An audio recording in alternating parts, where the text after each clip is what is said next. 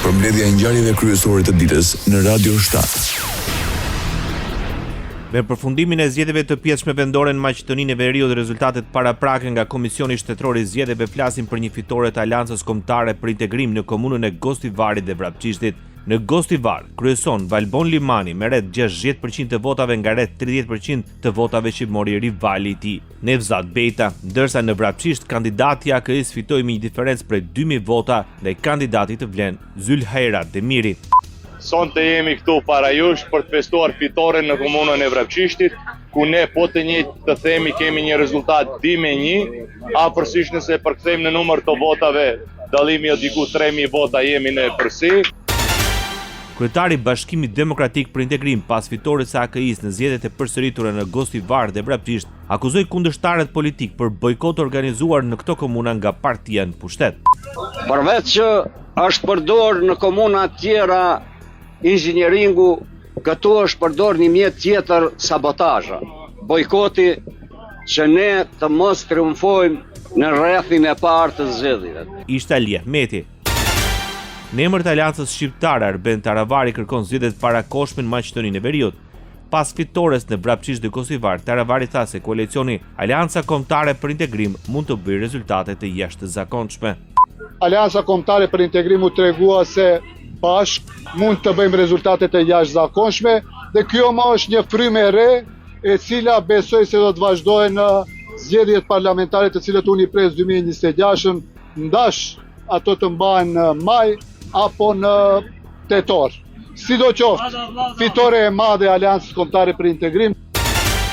Koalicioni Vlen thotë se janë fitues absolut i zgjedhjeve lokale me 10 komuna të fituara. Vlen uron kandidatët që në zgjedhjet e përsëritura shënuan fitore në Gostivar dhe Vrapçisht. Sipas saj, këto zgjedhje dëshmojnë qartë se shqiptarët folën me një zë. 10 komunat e fituara janë prova e pakontestueshme se Vlen është lokomotiva politike e shqiptarëve, forca që udhëheq, bashkon dhe sjell ndryshimin e shumëpritur në nivel lokal, deklaroi nga koalicioni Vlen. Deputetët nga koalicioni Vlen janë treguar të gatshëm për të shkuar në zgjedhjet parakohshme. Amir Elezi është i bindur për fitore duke patur parasysh rezultatin final të zgjedhjeve vendore në Maqedoninë e Veriut. Në intervistë televizive për Klik Plus në TV21, Elezi bëri një përmbledhje të mbarvajtjes procesit. Ne sigurisht që pajtohemi dhe jemi të gatshëm të shkojmë prapë në zgjedhje. Unë nuk di me çfarë analitike kërkojmë prapë zgjedhje kur i kanë humbë gjitha komunat.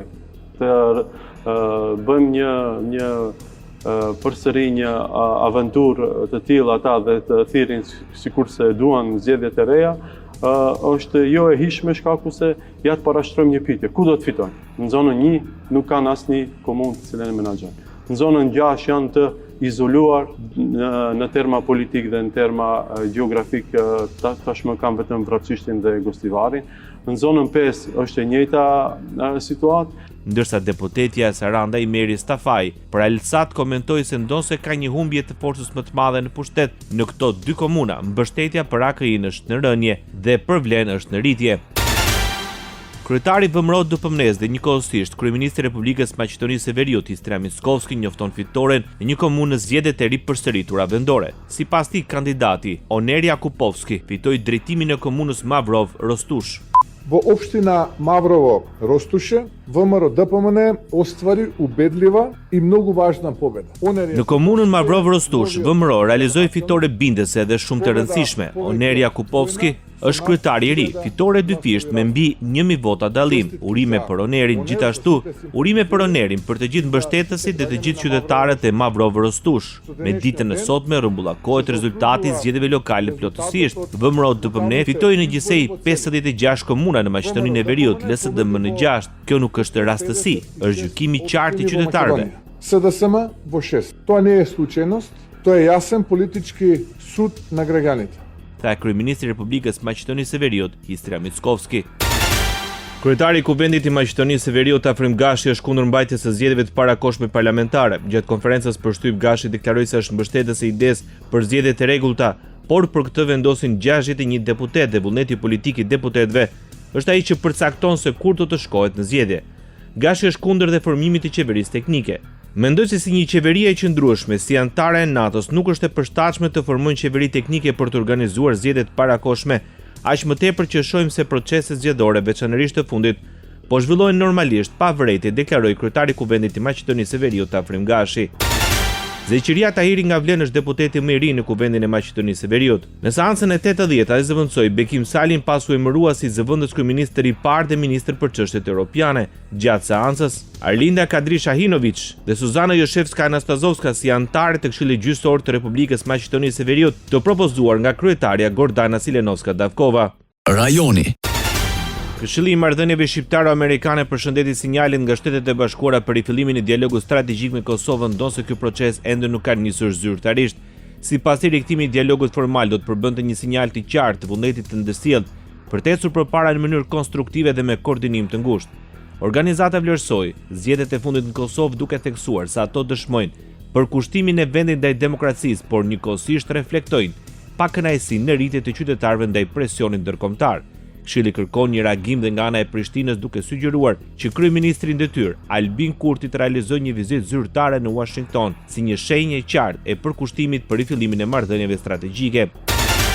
Komisioni Qendror i Zgjedhjeve në Kosovë mund të shpallë rezultatin e procesit votimit vetëm pas përfundimit të procesit ankimimit nga partitë politike. Zëdhënësi i KQZ-s, Valmir Elezi, sqaron se shpallja e rezultateve përfundimtare nuk e përmbyll procesin zgjedhor. Sipas tij, subjektet politike dhe kandidatët kanë të drejtë ankese ndaj rezultatit, fillimisht në panel dhe më pas çështja mund të shkojë deri në Gjykatën Supreme.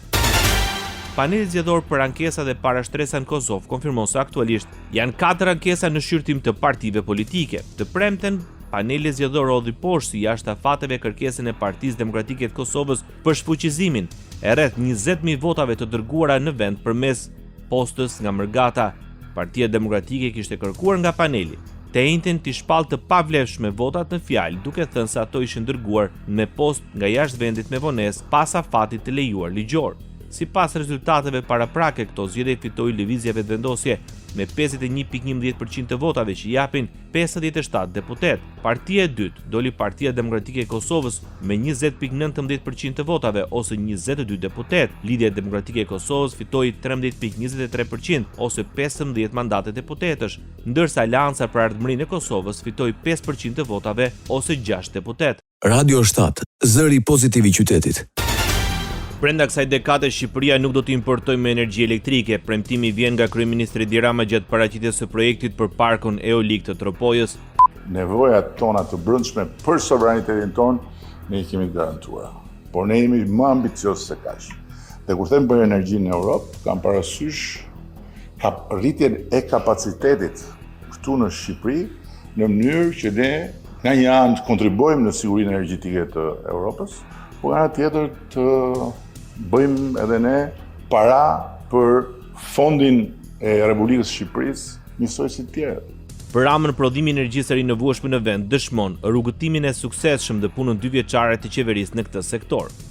Koha kur Shqipëria duhet dalë në treg për të blerë energji, po shkon drejt fundit dhe ne do të jemi në kategorinë e atyre jo shumë vendeve që gëzojnë pavarësi plot kur vjen puna tek prodhimi i kësaj lënde vitale për organizmin e një shteti. Dhe kjo si rezultat i investimeve të bëra gjatë gjithë këtyre viteve, po jo thjesht investime, por një vizioni, i një programi dhe i një përpjekje të përditshme në drejtim e dur nga ana e Ministrisë së Infrastrukturës dhe të Energjisë dhe të gjitha ekipeve. Ishte kryeministri i Shqipërisë Edi Rama. Grupi parlamentar i Partisë Demokratike kallëzon në SPAK për shpërdorim detyre kryetarin e Kuvendit Niko Peleshi. Kallëzimi ka ardhur me argumentin se Peleshi bllokon mbledhjen e Këshillit të Mandateve për çështjen e zëvendës kryeministres Belinda Balluku. PD pretendon se Peleshi përmes veprimeve apo mos veprimeve të tij ka penguar drejtësinë të bëjë punën e saj, duke mos i hapur rrugë procesit për heqjen e imunitetit të Ballukut me vendim të SPAK. Në shkresën që Peleshiu ka nisur deputetëve të Partisë Demokratike sqaroi se Këshilli i Mandateve nuk do të mblidhet pa u shprehur gjykata kushtetuese për çështjen e Ballukut dhe se zëvendës kryeministra ka kërkuar 3 javë kohë për të mbrojtur.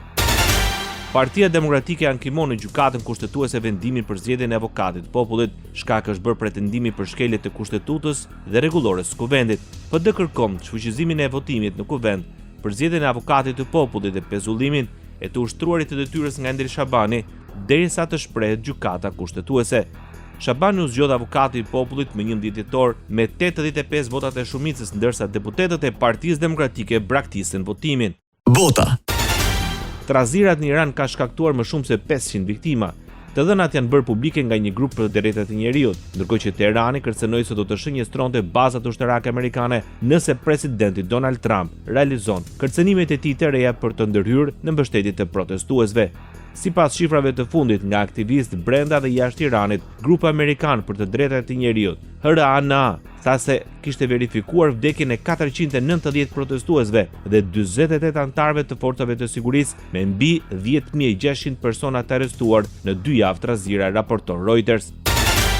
Sekretari i përgjithshëm i Organizatës së Kombeve të Bashkuara, Antonio Guterres, deklaroi se është i tronditur nga raportimet për dhunë dhe keq përdorim të forcës nga autoritetet iraniane ndaj protestuesve në disa zona të Republikës Islamike të Iranit. Të gjithë iranianët duhet të jenë në gjendje të shprehin kërkesat e tyre në mënyrë paqësore dhe pa frikë. E drejta e lirisë së shprehjes, së organizimit dhe tubimit paqësor, ashtu siç garantohet nga drejta ndërkombëtare, duhet të respektohet dhe të mbrohet plotësisht, thekson Guterres.